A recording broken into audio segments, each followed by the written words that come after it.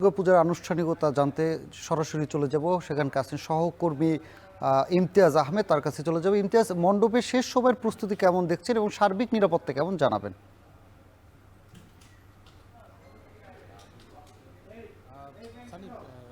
বাঙালি সনাতন ধর্মাবলম্বীদের সবচেয়ে বড় যে ধর্মীয় উৎসব শারদীয় দুর্গা উৎসব একেবারেই কিন্তু দোরগোড়ায়, এবং গতকালকে আমরা দেখতে পেরেছি মহালয়ার একেবারে প্রথম প্রহরে চণ্ডীপাঠ, মাতৃবন্দনা থেকে শুরু করে গান, নৃত্য, নাটক এবং নানান আঙ্গিকে কিন্তু দেবী দুর্গাকে তার ভক্তরা কিন্তু আগমন জানিয়েছেন মর্তে।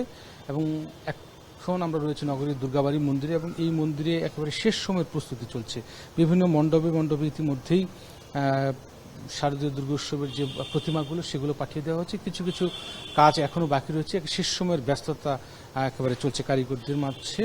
যেটা আমরা জানতে পেরেছি, ময়মনসিংহ সিটি কর্পোরেশন এলাকায় 88টি পূজা মণ্ডপে শারদীয় দুর্গোৎসব পূজা অনুষ্ঠিত হবে, এবং জেলার হিসেব করলে 781টি পূজা মণ্ডপে এবার কিন্তু পূজা অনুষ্ঠিত হচ্ছে। এবং প্রত্যেকটি পূজা মণ্ডপে আইন শৃঙ্খলা থেকে শুরু করে সার্বিক যে আইন শৃঙ্খলা পরিস্থিতি সেটি যাতে সুষ্ঠু থাকে, সব পূজা মণ্ডপে সিসিটিভি ক্যামেরা থেকে শুরু করে সাদা পোশাকে গোয়েন্দা পুলিশ এবং পর্যাপ্ত নিরাপত্তা বাহিনী কিন্তু থাকবে বলে জানিয়েছে। এবং কোথাও যেন অপ্রীতিকর ঘটনা না ঘটে সেই বিষয়ে কিন্তু প্রশাসন সজাগ রয়েছে। আমরা জানতে পেরেছি যে 28 সেপ্টেম্বর রবিবার ষষ্ঠী পূজা দিয়ে শুরু হচ্ছে শারদীয় দুর্গোৎসব, এবং সোমবার সপ্তমী, মঙ্গলবার মহা অষ্টমী, এবং বুধবার মহানবমী, এবং সবশেষ বৃহস্পতিবার বিজয়া দশমীর মধ্য দিয়ে কিন্তু শেষ হচ্ছে এবারের শারদীয় দুর্গোৎসব। তো সবশেষ যেটা বলা যায় যে ময়মনসিংহের প্রত্যেকটি পূজা মণ্ডপেই এখন একেবারে শেষ সময়ের ব্যস্ততা চলছে, এবং বিভিন্ন গ্রামগঞ্জে যে উপজেলাগুলোতে যে